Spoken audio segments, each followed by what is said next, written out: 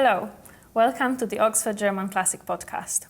My name is Karolina Wątroba, and I'm a postdoctoral researcher in German literature here at Oxford. I coordinate our essay competition for sixth formers called A German Classic. And the aim of this podcast is to encourage you to engage with this year's set text. And our set text is Die Verlobung in Santo Domingo, or Die Betrothal, or The Engagement in Santo Domingo, a short story written by Heinrich von Kleist in 1811. Before I say a bit more about Kleist's story, let me introduce my guest, Professor Joanna Neely, who is a fellow and tutor in German at St. Peter's College. Thank you for joining me, Joanna. Thank you. You teach and research 19th century German literature. Can you tell us a bit more about your work at the moment? So absolutely, thank you very much for having me today. My primary interests are in the 19th century and particularly German Romanticism and bang on the time when Kleist is writing. At the moment, I'm working on a collaborative project, and of course you're working with me, about German Romanticism and its influence and reception in Latin America. And incidentally, of course, Kleist also writes a story set in Chile. So we're not looking at that today, but there's a link there if anyone's interested in that. And generally, I'm interested in how the Romantics comment on cultures outside of their own or how they're received outside their own culture or after their own time. Thank you. That sounds fascinating. And yes, I am also on this very interesting project. Today, I'll talk to Joanna about Kleist's treatment of colonialism and race in Die Verlobung in Santo Domingo. And let me set the context a bit first. The story is set in the Caribbean, in what is today the Republic of Haiti, at the time of the insurrection of self-liberated slaves against French colonial rule that led to the country's independence in 1804. Against this dramatic historical background develops an ill-fated love story between Tony, a mixed-race teenage girl, and Gustav, a white traveler from Europe. And as you'll see from my short summary, it is a very violent story. So Tony lives with her mother, Babakan, who is also mixed race, and her partner, called Congo Hoango, who is black and is currently away with the other insurrectionists. Gustav arrives at Tony's house seeking shelter. Tony initially agrees to help Babakan lure Gustav into their home, pretending he's safe there, and then let him be killed by Congo Hoango. But then she falls in love with Gustav, who proposes to her, and Tony tries to deceive Babakan and Congo Hoango and save Gustav. But through a series of dramatic turns of events and fatal miscommunication, Gustav comes to believe that Tony has betrayed him and kills her. When he learns his mistake, he commits suicide. So we will be discussing the portrayal of race in this story, and offensive racial terms are used in it repeatedly. So Joanna, can you explain how we'll approach this issue in our discussion? Yeah, absolutely. There are some very offensive terms in this story, and it's important to think about the historical context. And I think what's also important is to ask why the narrator is using these terms. I think we're going to come to that later in the discussion. Is the narrator using these terms uncritically? So is the text itself a racist text? Or is the narrator using terms in a way that portrays views of the time that are offensive, but that the narrator doesn't necessarily subscribe to? So I think that would be one important way of thinking about the use of racist terminology in the text.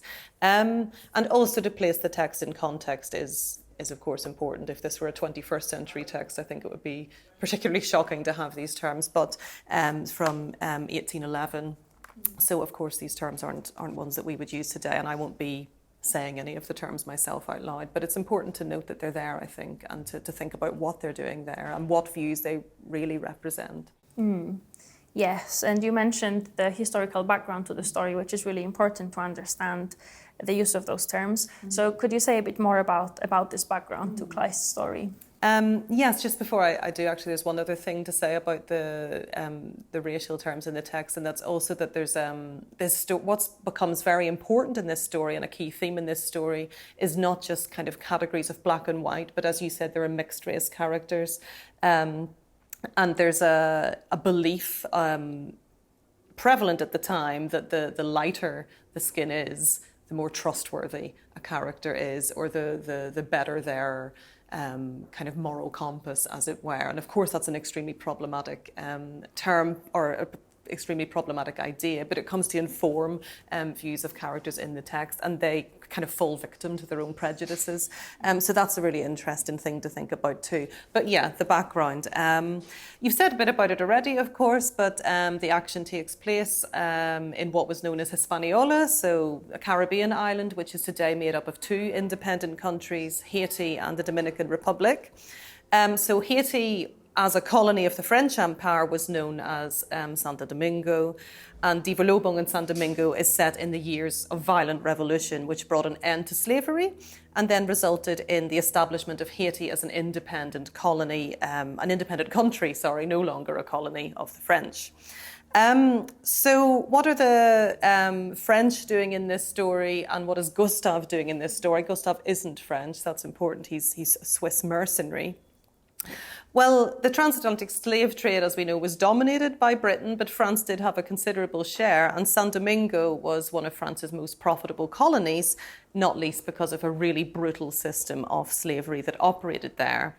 And in the background of Kleist's story are a series of revolutions or revolts. So in 1791, slaves on Santo Domingo, as well as some free people of colour, started a rebellion against French authority. And in 1793, the National Convention, so this is the government of revolutionary France, this is set at the time of the French Revolution. So the National Convention, the French revolutionary government, abolishes slavery in the French colonies, including Santo Domingo, in 1793. So this first rebellion ends. It's lurking in the background of Kleist's story, but more immediately important for Kleist's story is a later rebellion. So the former slaves are still there, and they're mainly labourers working the plantations. And then in 1802, under Napoleon, an effort is made to re-establish slavery. And that in itself is very striking, because Napoleon in some quarters is thought of as a liberator in Europe, as a man who brings meritocracy and, in a sense, rebels against the old order. But he tries to re-establish slavery in 1802 in the French colonies. So this ignites another rebellion. And this becomes a really, really violent revolution, the Haitian Revolution. So French troops are sent into Port-au-Prince, which is now the capital of Haiti. But there's a combination of the forces of the Black Revolutionaries and also yellow fever, a tropical disease, which is important in the background of Kleist's story as well. And these two things together, the violence of the revolutionary forces and the tropical disease, yellow fever, decimate the French numbers. And the upshot is that Haitian independence is then declared. So, yeah, that's the background that Kleist is working against, the fallout of this revolution, really. Mm-hmm. Right, so Kleist is here tackling this former French colony. He's writing about as you said, not a French character, but a Swiss character connected to the French colonial enterprise. But Kleist himself was Prussian, living in what we now think of as Germany. So I was wondering if you could also speak a bit about the role that German-speaking Europe played in European colonialism in Kleist's time. Okay, sure. So Kleist writing in 1811. On the surface of it, this isn't a time when Germany has much involvement at all in empire, in colonialism. Germany only becomes a United Nations state in 1871 and only formally gains a colonial empire in 1884, when Germany gains some African colonies. So Kleist's story is written about 70 years before Germany has any formal involvement in empire. But nonetheless, as you say, there are other European empires that are already established: the British Empire, the Spanish Empire, Dutch Empire, and the French, of course, as we know from this story. And while Germany isn't formally involved in those empires at a state level, nonetheless, there are involvements with individual Germans.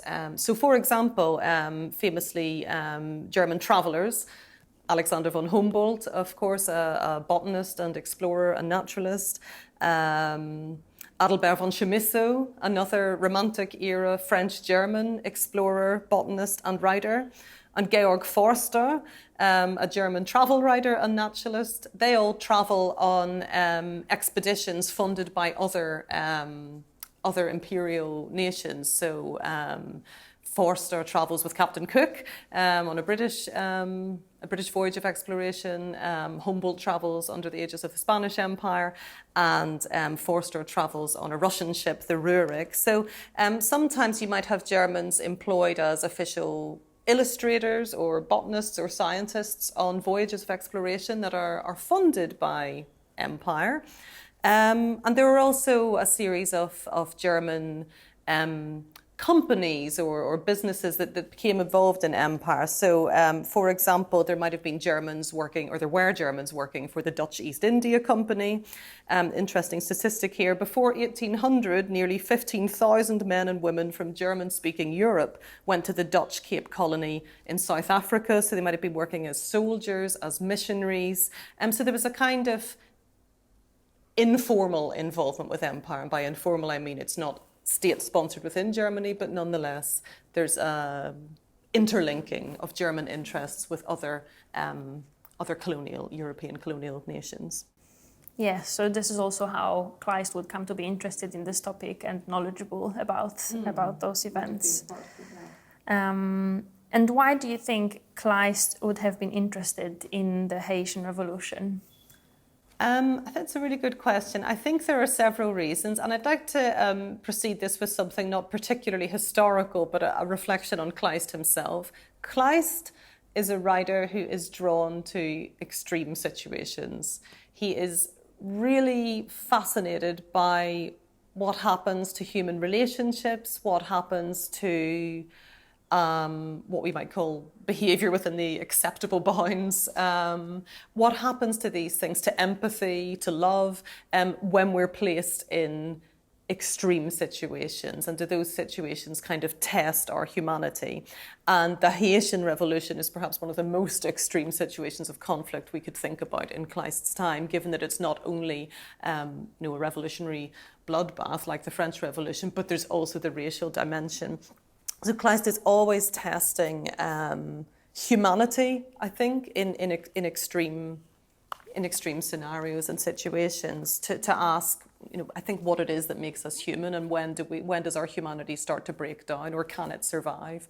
And that's a really interesting question that comes up in, I think, in Verlobung and Domingo. So it's a kind of human study. I think, of course, the French Revolution itself back home, back in Europe, is important because of the consequences it had beyond Europe, beyond French borders, but within Europe. So the final years of the Haitian Revolution are the backdrop of Kleist's story. So it's set around 1803. Closer to home, only a few years after this, Prussia has suffered a major defeat and is being occupied by the French under Napoleon. So the Napoleonic Wars saw occupation of other European countries, Germany and Italy and Spain. And Prussia is being occupied by France at this point. So there might be a sympathy with the Haitian, with the revolutionaries in Haiti, in the sense that Prussia is suffering under French occupation, and Kleist really bristled at this, and he wrote some very nationalistic anti-French poems actually around this time. So I think on the one hand there might be a kind of sympathetic, imagined Prussian empathy with the slaves or the revolutionaries in Haiti and their efforts at self-determination, particularly against the French. So that's one point. But then on the other hand, getting back to this idea of extreme situations that always interests Kleist, well, the history of the French Revolution, it started off with the promise of liberty, equality, fraternity, but it turned to terror and the guillotine in a police state with mass surveillance. So the French Revolution becomes a really violent bloodbath. And again, the years of the terror in the French Revolution are happening about 15 years before Kleist writes the story. So this is all in living memory.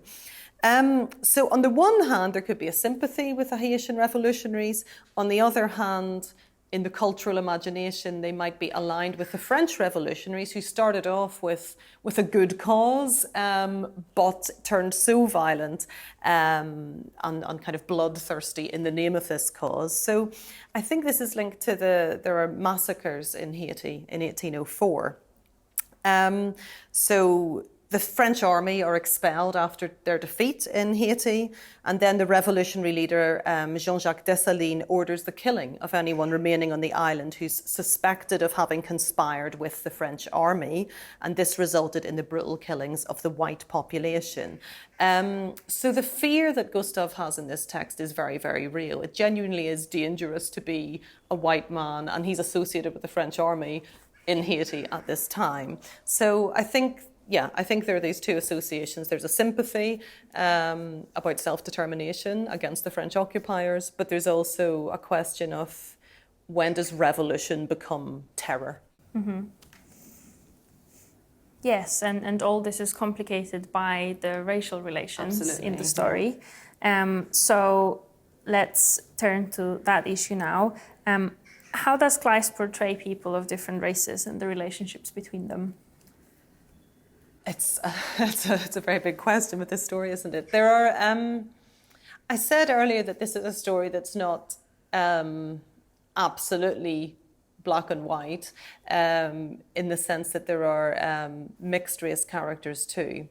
And this becomes really interesting. And in a way, Kleist encourages us, I think, or his story encourages us to think in terms of categories, only then to see how those categories are very problematic.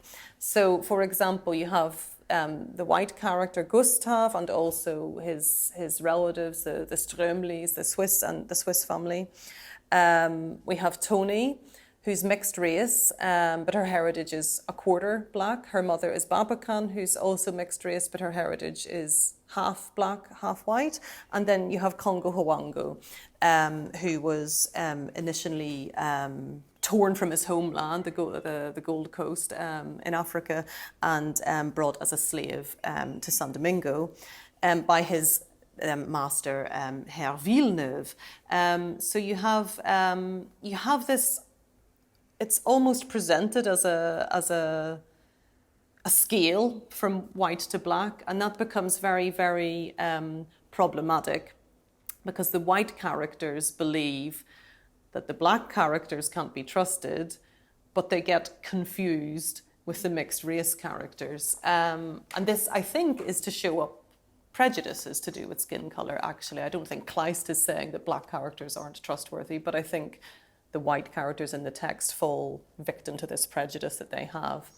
So perhaps there are a few pairings that are quite interesting to look at in the story, with relations between black and white characters or mixed race characters and other characters. There's Congo Huango, who's the first character introduced to us. As I said, violently torn from his homeland and brought to San Domingo as a slave. But then he saves his master's life, his master Herr Villeneuve, a Frenchman and a plantation owner, obviously a white plantation owner. And that's the first black-white relationship that's introduced to us in the story. It's presented in a very interesting way, because Congo Huango at one point saves his master's life, and for this he's rewarded. So Villeneuve frees him from slavery, and he makes him overseer of his plantation, and then he also leaves the plantation to him in his will. And yet, despite this wonderful generosity, as the narrative presents it to us, Herr Villeneuve is killed by Congo Huango. Congo Huango is one of the first to take up arms in the first rebellion that we talked about. So that's presented to us as a narrative of a generous, benevolent, paternalistic master, white master, and an ungrateful black slave. But I think the narrator does something more complicated with this, and maybe we can come back to that. But I think there's absolutely the suggestion that Congo Huango has of course, been subjected to much violence, to much trauma. We find out later on that his wife died. We don't know how, but I think we probably infer that it might have been on the passage over that she died in slavery. And we start to see why Congo Huango reacts so violently to this master that seemingly treated him so well, but has in fact subjected him to slavery. So that's the first relationship that's depicted. Gustav and Tony, of course, fantastically interesting story. Tony falls in love with this white Swiss mercenary at the absolute,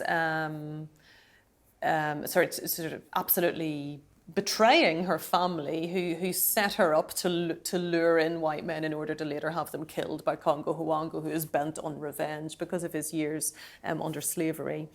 And then there's also a very, very interesting relationship, and I think this is even perhaps the most interesting relationship of the whole novella, between Tony and her mother.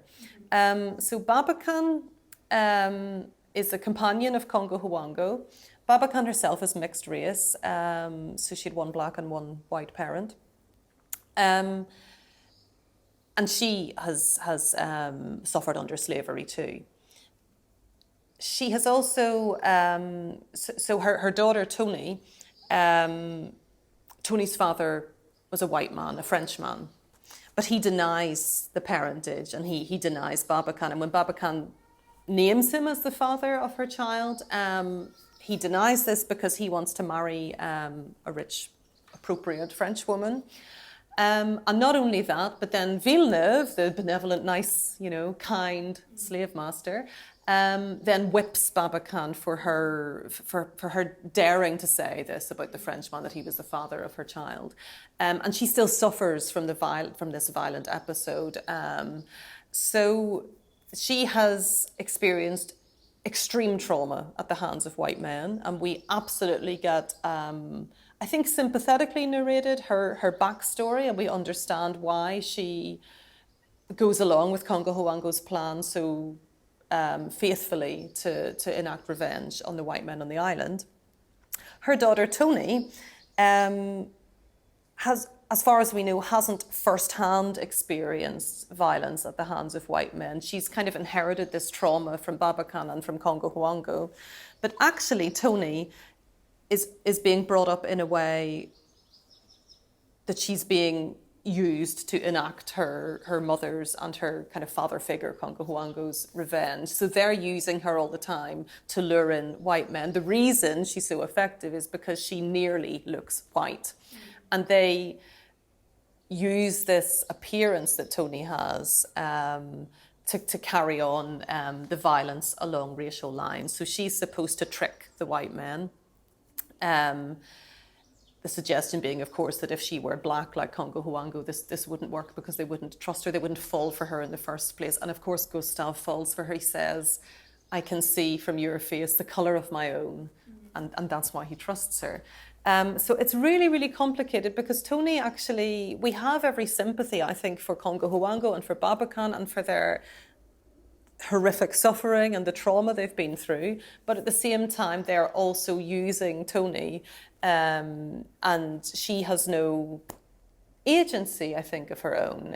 She's forbidden to fall in love with anyone, of course. She's forbidden to sleep with any of the men that she lures in, but she's meant to give the impression that she's going to. So she's being used in a way where she always has to pretend that she's something she isn't. And she can't allow herself to feel empathy.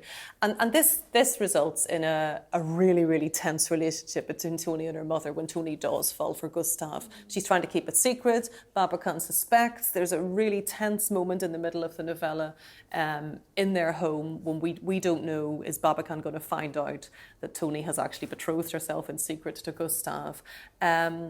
And then we also remember all the time that Tony is Babakan's daughter, and this must be a great betrayal for Babakan, who has suffered so badly. Yes, so overall a very complex picture of the relationships between the different races. a lot of the time the white prejudice against black people is evoked, but as you've explored, it's very often questioned. So those white slave masters were ostensibly generous, and the positive characters are actually revealed to be violent and aggressive. And then, as you said, the mixed race characters occupy a very uneasy space in this racial landscape and are very vulnerable to attack from all the different sides. And with Tony in particular, I wonder if we could think about her and her experience in terms of what we would nowadays call racial passing. And especially towards the end of the novella, she seems to, at least for a moment, embrace the identity of a white woman. That's what she says at some point. So I was wondering if you could comment on that, how to understand that aspect of Tony's experience in the story. Just want to read out a bit from the end of the text, if that's okay, because I think this is really interesting. After Tony dies and after Gustav dies, the Strömlis, so they're Gustav's Swiss relatives who have arrived at the plantation to try to save his life. They get away eventually. They get back to Europe. And in Europe, Herr Strömli, Gustav's relative, his uncle, who knows what Tony has done to try to save Gustav's life, actually. So he understands that she has stayed true to Gustav. And he erects a monument to Tony and Gustav.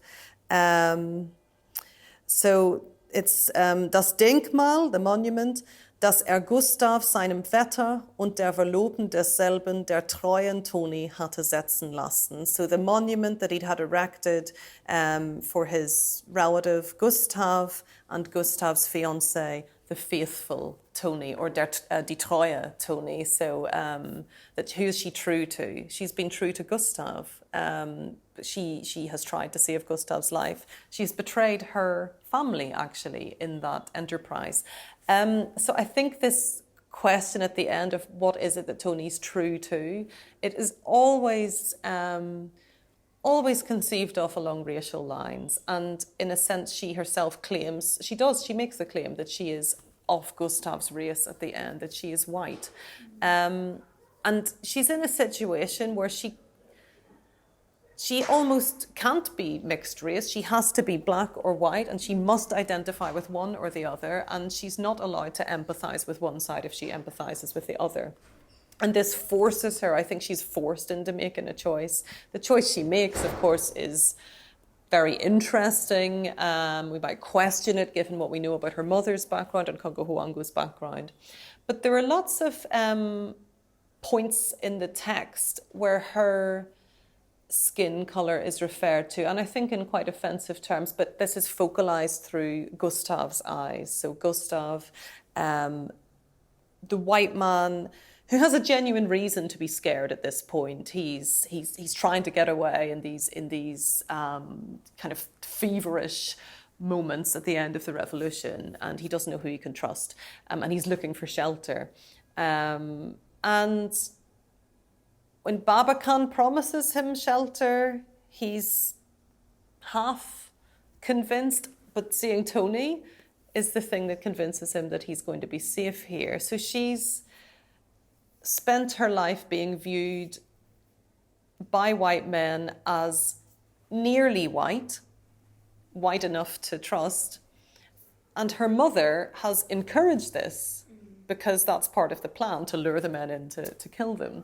So she's really, in a really complex way, has kind of been pushed into playing white by her I'm going to call Congo Huango a parent figure. He's not her father, but he's a father figure. And he certainly loves her very much, that's clear.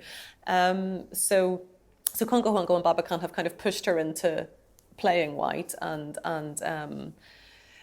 yet she must never act white. That's to say, she must never turn on her family. And I think this is the opposite, in a way, as to what happens with Congo Huango at the start. Congo Huango's master, Villeneuve, makes him the overseer of his plantation. as a way of rewarding him for saving his life. Most overseers of a plantation would have been white, although there were some black overseers. But essentially what Congo Huango is being asked to do here, so slavery hasn't been abolished yet. Congo Huango is being asked to oversee the plantation, oversee the punishment of slaves, to betray, in a sense, his own race. So he's being asked to act like a white man, while he never could pass for one because, as we know, he's black African. Tony's been asked to do the opposite. She's asked to look like a white woman, but never to act white. She must always, have her allegiance with her family. And I think this just is a very traumatic thing for her. And we also remember she's only 15. So she's lived under this kind of binary of black and white her whole life, but it's quite confused precisely because of the things she's been asked to do. Yes, thank you, Joanna, for this exploration of a very complex racial landscape in this story, and both the prejudices that Kleist evokes and also the potential for deconstructing those prejudices or questioning them, complicated them, that we can also detect in this story, which is, I think, what makes it so interesting, especially given that this is an early 19th century story written against the background of such widespread racism, discrimination, and slavery is in Santo Domingo has only just been abolished. So thank you very much, Joanna, for talking to us about Kleist's treatment of colonialism and race in this story. And for those of you listening, have a look at our website, or just search for Oxford German Classic Prize to find out more about our essay competition for sixth formers. Thank you for listening. We hope you enjoyed it and learned a lot. Do have a look at our other episodes. But for now, bye-bye and tschüss.